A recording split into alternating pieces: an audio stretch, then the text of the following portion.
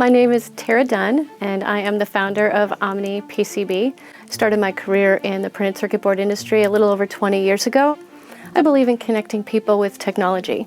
I think the series on flex and rigid flex that we just put together is going to be a great resource for people that are new to the technology.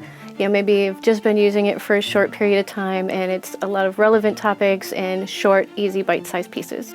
Talking about the advantages of flex and rigid flex, different materials that would be used and why they may be selected, the differences between flex and rigid.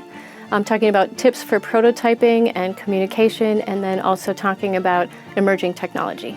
In the future, I think we're going to see rigid flex play a predominant role. It's one of the fastest growing areas of the market, and I think that's going to continue to be the case.